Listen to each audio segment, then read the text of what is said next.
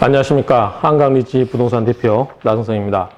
이번 시간에는 최근도 아니죠. 작년 거니까, 부동산, 판례가 하나 소개돼서 오늘 제가 보다 보니까 판례가 엄청 길고요. 그 다음에 그 내용도 상당히 논리가 복잡한데 간단하게 판례를 한번 소개하는 시간을 갖도록 하겠습니다. 사건 번호가 2018년 5월 17일 날 선고됐고요. 사건 번호는 2017 도 4027이라고 하는 판결입니다. 사건 번호가 이렇고요. 판례 번호가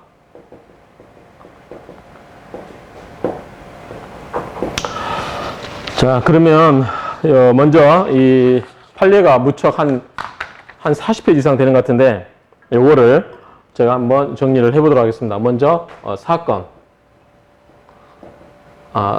개요 갖고 먼저 설명을 드리면, 자, 매매 목적물이 상가입니다. 자, 상가를 매매하는 겁니다. 매매하는데 금액이 얼마냐? 13억 8천만 원짜리입니다.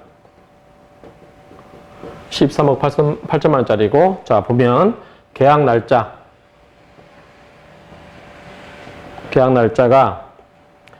2014년 8월 20일 날 2014년 8월 20일 계약금 2억입니다. 계약금 2억. 그리고 중도금 날짜가 2014년 9월 20일. 한 달 뒤네요. 한 달 뒤에 중도금이 얼마냐면 6억입니다. 그리고 잔금이 2014년 11월 30일. 5억 8천. 잔금이 5억 8천. 이렇게 계약서가 작성이 됐고, 현재 단계가 어디까지 됐냐면 이 중도금까지 완료가 됐습니다. 중도금까지 6억까지 지급되는 상태인데, 이 매도인이 어떤 사정에 의해서 이 물건을 제3자한테 계약을 하고 팔게 됩니다. 그 날짜를 보면 계약 날짜가 2015년 이제 좀 지났죠? 이제 이중매매죠. 이중매매. 2015년 4월 13일 날 계약을 체결하고 얼마였냐면 15억 1억 2천이 올랐네요. 1억 2천 올리고 4월 13일 날 계약을 하고 4월 17일 날 빨리 했네요. 소유권 이전 등기도 바로 며칠 만에 해버렸네요. 소유권 이전 등기까지 다 완료한 겁니다. 이제 현재 사실 상태 그렇죠. 근데 보통은 우리가 이중매매라고 하면 잔금을 치르기 전에 제3자한테 파는 건데, 여기 보면 자, 1매매가 있습니다. 그 다음에 제2매매가 있는데, 1매매 잔금일이 2014년 11월 30일인데, 그 뒤로 한 5개월 정도 지나서 매매가 진행이 됐습니다. 그러니까, 이 사이에는 무슨 일이 있겠구나라고 짐작할 수가 있겠죠. 그래서, 판례를 쭉 읽다 보면, 이 사이에 뭐가 있냐면, 이 상가를 팔았는데, 임차인이 안 나가려고 하니까, 사는 사람 입장에서는 뭐 계약의 목적을 달성할 수 없으니까 임차인을 내보내라. 만약에 내보내지 않으면 잔금일 이후에 한 달에 뭐 2천만 원씩 정도, 대략 2천 몇백만 원 정도 그 금액을 잔금에서 까주라. 이렇게 주장하고 있던 상태였고, 뭐 언제까지 하지 않으면 이거는 계약이 해지된 걸로 보겠다라고 이제 그렇게 서로 다툼이 있었던 것 같아요. 그리고 매도인 입장에서는 뭐 계약을 뭐 안 되면 해지하고 어쩌고저쩌고 하고 막 그 내용도 통보하고 서로 내용이 왔다 갔다 하는 사이에서 확정적으로 계약 해지에 관한, 정확하게 계약을 해지한다라고 하는, 계약 해제라고 하는 그런 명확한 의사 없이 이제 이중매매가 된 거예요. 그러니까 매도인 입장에서는 이 사람이 소유권 이전 등기를 안 해가니까 이거를 제3자한테 팔았는데, 이제 이 경우에 자, 이 매도인이 갑이라는 사람이 을에게 팔았고 이걸 다시 병에게 팔았을 때 부동산을 이중으로 매매한 거냐라고 했을 때 쟁점이 뭐냐면 이중매매의 경우에 이게 배임죄가 되는지, 배임죄가 되는지 그런 사안입니다. 그 판례 내용인데 우리 정 실장이 정 실장을 소개하겠습니다. 우리 한강리 씨 부동산 실장인데요. 이거 작년에 땄으니까 이거 이중매매는 배임죄가 돼야 안 돼? 돼? 역시 이 판례에서 다수 의견은 배임죄가 된다고 봤습니다. 여기 보면은 13분 대법관 여기 전체 전원 합의분 같아요. 13분 중에 5명을 뺀 8인 정도 해서 이거를 배임죄가 성립된다고 봤어요. 그런데 이 5분 5인이 반대 의견을 냈어요. 이거는 배임죄가 아니다. 그래서 8대5로 나뉘어졌죠. 그래서 이게 왜 그런 거.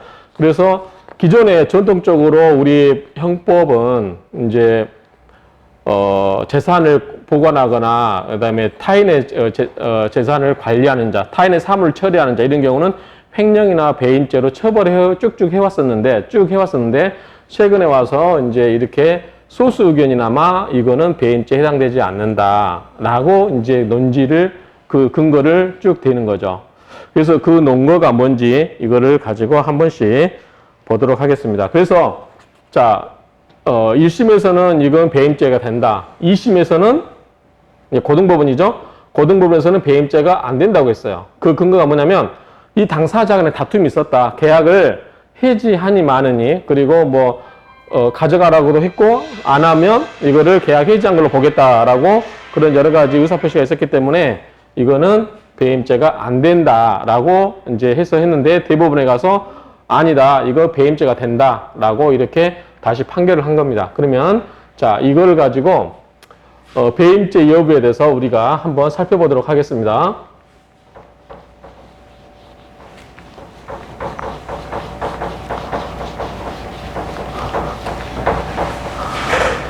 자, 배임죄가 된다. 이거는 다수죠. 이거는 배임죄가 안 된다. 이거는 소수. 배임죄가 된다, 안 된다. 이거가 소수 의견인데, 아까 8대5라고 했죠? 8대5. 그럼 근거를 보겠습니다.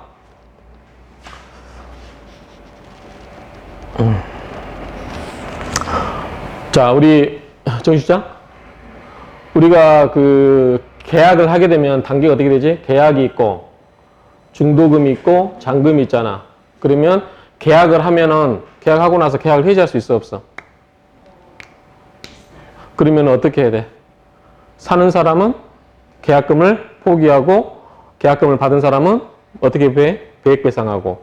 그래서 민법에도 계약을 하고 나서 계약을 해지할 수 있어. 일정한 뭐 배액배상을 한다든지 특약이 없는 한. 그럼 이거는 뭐냐면 당사 간에 계약을 해지할 수 있어. 근데 중도금을 주면 우리가 통상적으로 계약을 해지할 수 있다, 없다? 없다. 그래서 없다. 그때 이때부터는 뭐를 해야 된다? 계약을 그대로 이행을 해야 된다. 이행. 그래서 우리가 이제 계약상의 계약에 있어서 계약을 이행하지 않을 때, 채무 불이행했을 때 우리가 받을 수 있는 게 뭐가 있어? 구제할 수 있는 방법이 계약을 이행을 하지 않으면 그 사람한테 뭘 청구할 수 있어? 그러니까 원래대로 하게 되면 계약을 원래대로 이행해라 라고 하는 이행 청구권이 있고, 또 이행이 안 되면 뭐가 있어? 손실이 발생하면 손해배상 청구권. 우리가 이제 민법상에 이런 게 있잖아. 그러면 매도인은 뭘 줘야 돼? 매도인은 이렇게 계약을 잔금을 받으면 잔금을 받은 것과 동시에 이렇게 해야 되고, 매수인은 어떻게 돼? 대금을 지급해야 될 의무가 있지. 그래서 판례의 취지는 뭐냐면, 배임죄가 성립되는 건 뭐냐면, 자, 계약금까지 간 데는 상관없는데 중도금이 가게 되면 이미 이 매도인은 자기 물건이고 잔금과 치름과 동시에 자기의 소유권 이전에 필요한 여러 가지 증빙 서류가 있잖아. 예를 들어서 뭐가 있어? 소유권 이전 서류. 잔금 치를 때 잔금과 동시에 이행하는 거. 등기 권리증. 법무사한테 줘야 되잖아. 등기 권리증, 그 다음에 뭐 매도인 인감 증명서, 이런 소유권 이전에 필요한 서류를 다 해다 줘야 되잖아. 그게 쌍방 이해관계, 동시이행 관계가 있었잖아. 쌍무계약에서. 그렇기 때문에 자, 중도금까지 가면은 계약이 해지되지 않기 때문에, 해지 안 된다고 하는 건 뭐야? 계약이 쭉 그대로 가야 된다고 하지. 그렇기 때문에 이 경우에 매도인은 내가 계약상에 잔금을 지급받음과 동시에 등기를 해줘야 될 의무를 부과하고 있는 내 개인적인 사무, 자기 사무에도 불과하지만 또 다른 면으로 보면 내가 그 돈을 받은과 동시에 매수인에게 소유권 이전해주고, 즉 매수인이 소유권 이전받을 수 있는 권리를 이행하게끔 내가 그 사람의 사무를 처리해줘야 되는 의무가 있다라고 보는 거야. 이거 뭐냐면, 그래서 여기는 자기 사무도 하지만 결국은 타인 사무도 된다는 거야. 왜 타인 사무라는 게 여기서 필요해?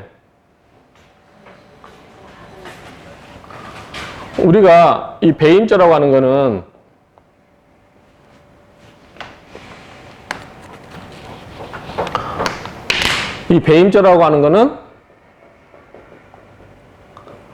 타인의 사무를 처리하는 자예요. 타인의 사무. 그래서 그러니까 우리가 이제 제형 법전인지라고 하는데, 제형 법전인은 형법에서 딱 정해지고 있지 않으면 죄가 안 되는 거야.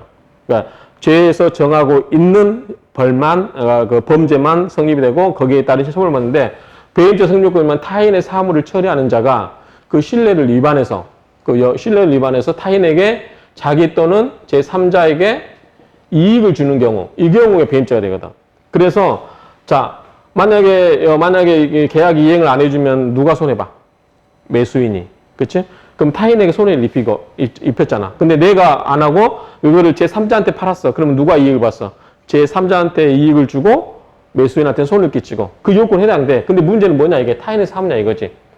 자, 매도인이 잔금을 받음과 동시에 소유권을 이전해 주는 게 자기 사무냐? 아니면 매수인을 보호하기 위해서 매수인의 소유권 이전 등기를 성실하게 해줘야 될 그러한 매수인으로부터 어떤 신뢰관계가 있는 일을 처리해줘야 될 의무가 있느냐? 뭐라고 생각해? 중도금 받았으니까 사무를 해줘야 될 의무가 있을 것 같아요.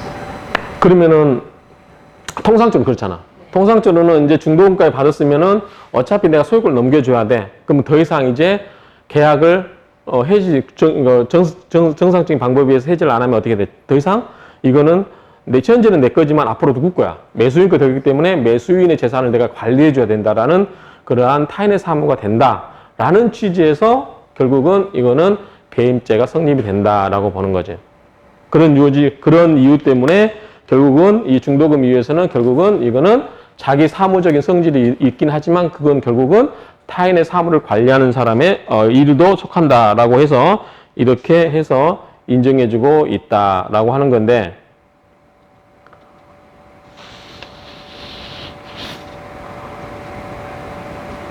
근데 이제 현재는 기본적인 쟁점 쭉 그렇게까지 해서 인정해 왔어. 근데 이게 아니다 이거지. 자, 그러면 이제 반대 의견. 자, 배임죄가 성립된다고 하는 게 기본에 지금까지 입장이었고 현재까지 대법원 판례 입장이에요. 그런데 반대 의견.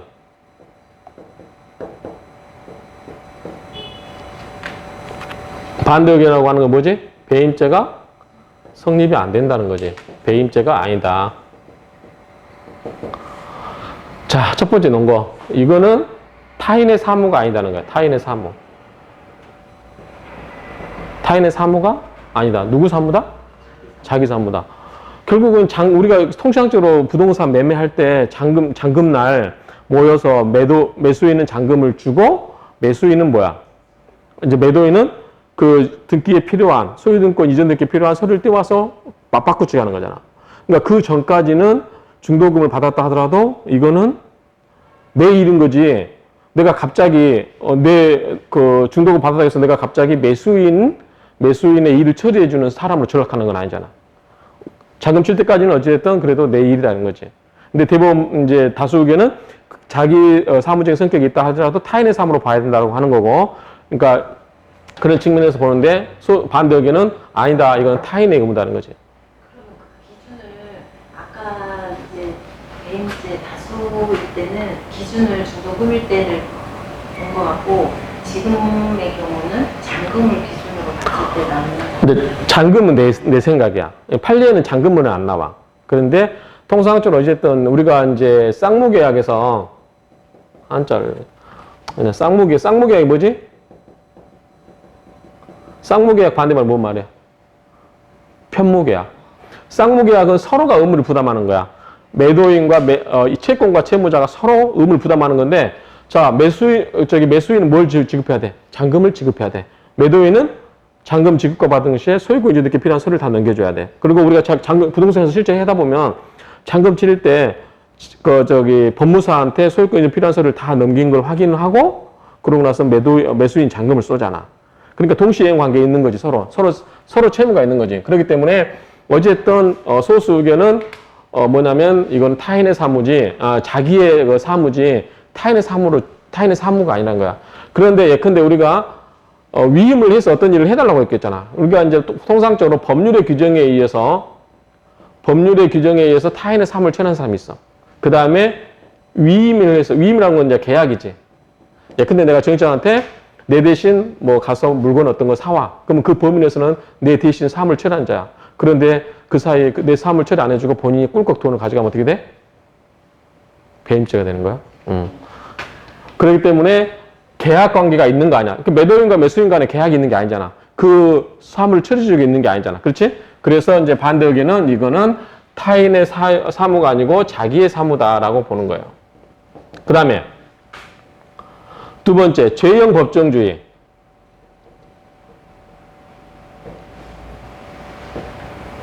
죄형 법정주의 원칙에 위배된다 이거야. 나는 이 판결을 읽으면서 어떤 생각했냐면 옛날 간통죄. 자, 간통죄 폐지됐어 안 됐어? 폐지됐지.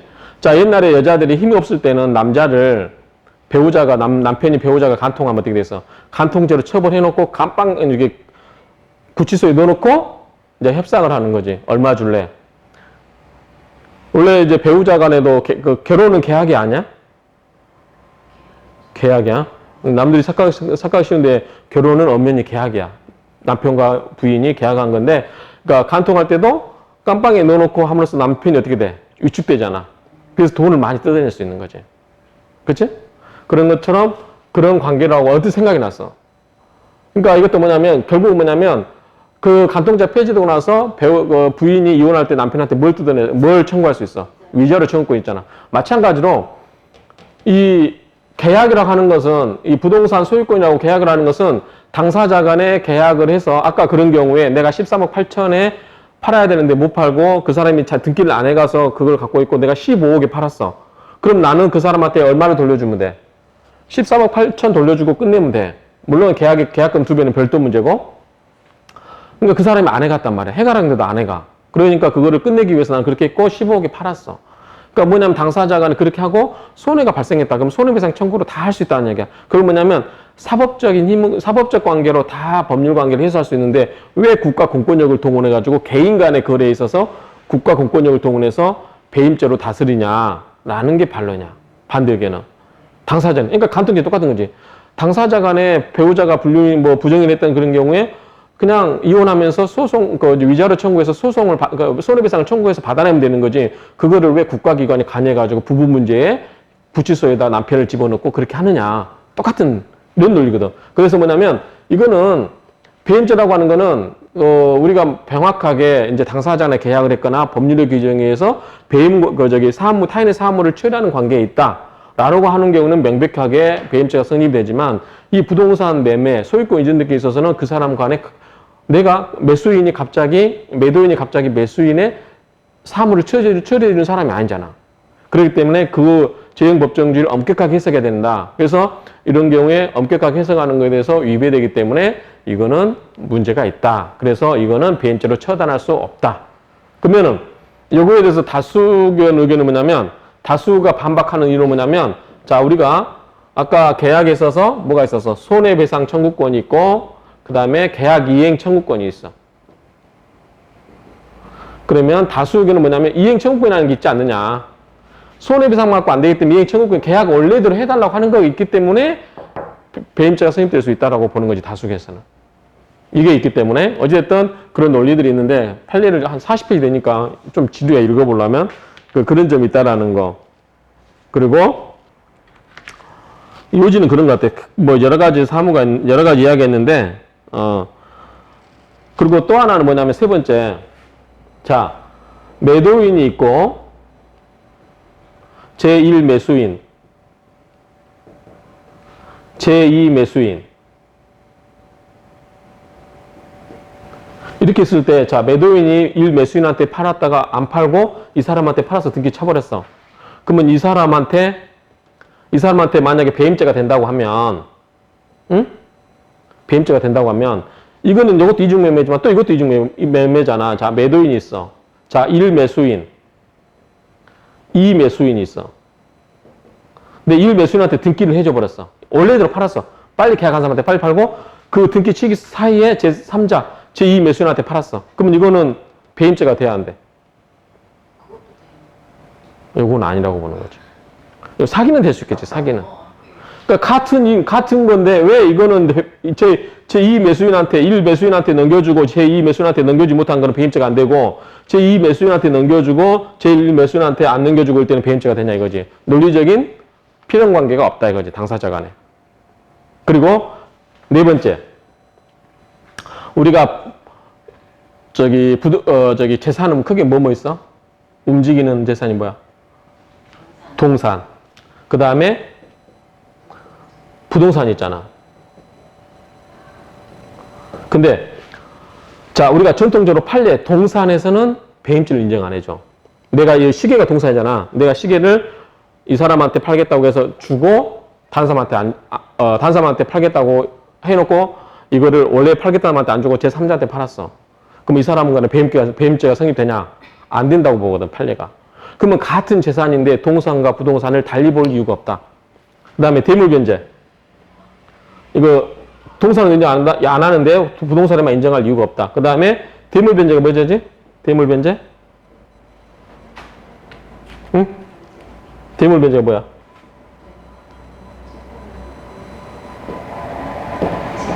어? 대신 물건으로 갚는 거. 근데 내가 정시장한테 1,000만 원 갚을 게 있어. 근데 돈이 없어. 그럼 내가 갖고 있는 뭔 집을 줘, 이 사람아. 1,000만 원인데. 집이 1,000만 원짜리 어디 갔어? 걔 집 주는 거야?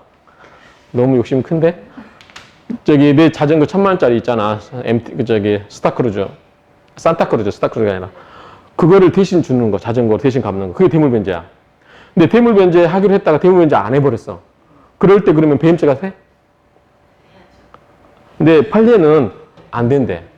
부동산으로 대물변제 하기로 했다가 대물변제를 안 했을 경우에 그러면 부동산 똑같이 세고 있는데 하는 게 해주는 거잖아. 매매나 대물변제 비율이랑 똑같은 거 아니야. 근데 부동산으로 대물변제 해주려 했다, 안 해줬다고 해서 그거를 배임죄로 처벌하지 않으면서 왜 부동산 매매에 있어서는 그걸 처벌하느냐. 그러니까 기준이 다르잖아. 그러니까 반대 의견은 이래서 안 된다 이거지.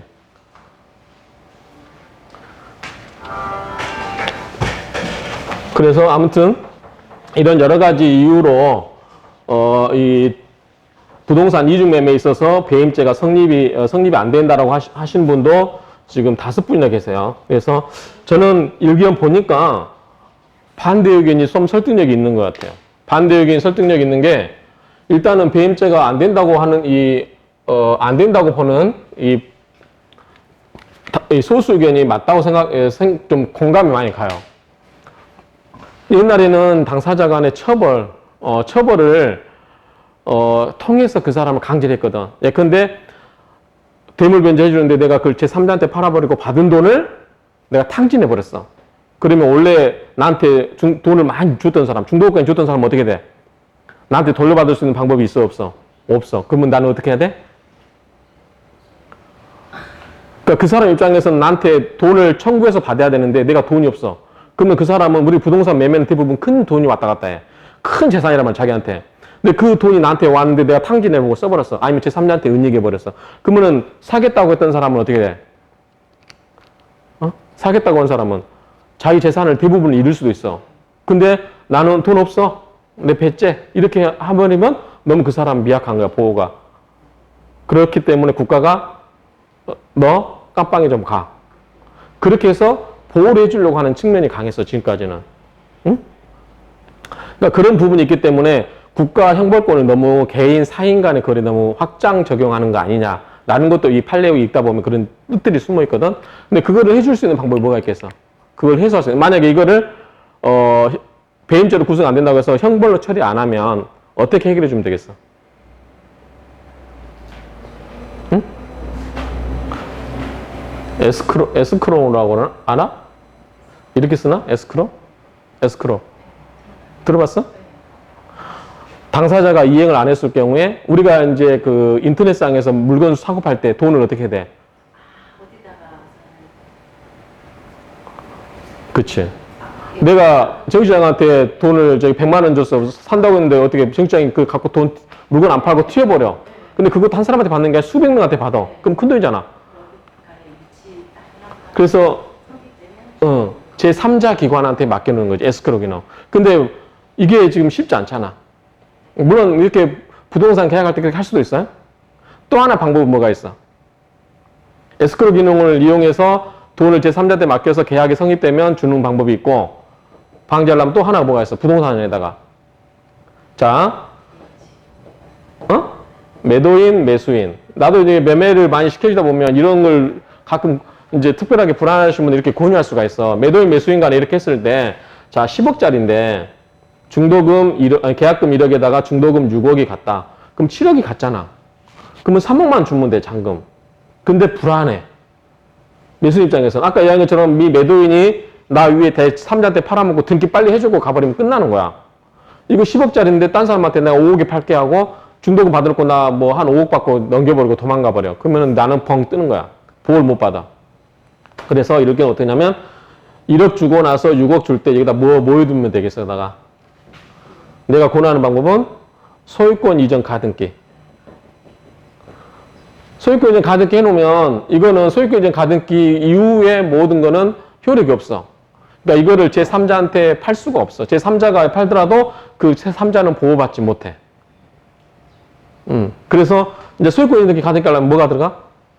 비용이 발생해. 그래도 안전하게 하려면 소유권 이전 가등기를 하면 좋지. 근데 큰 금액 같은 경우는 뭐 2, 3억짜리는 뭐 그렇다 치더라도 큰 거 거래할 때 불안하시면 이렇게 하시면 된다고. 아니면 에스크로 기능을 이용해서 하거나 아니면 뭐 우리가 이제 재개발 지역에서 아파트 공사할 때 뭘 보증을 해줘? 응? 보증서 주잖아. 공사하다가 시공사가 망하면 어떻게 돼? 벙 뜨잖아, 계약자들. 그 사람들 공사 될 때까지 보증해 주는 거야. 공사에 대해서. 보증보험. 이것도 마찬가지로 이게 세 번째가 또, 두 번째가 이거 있고 세 번째가 뭐 보증보험.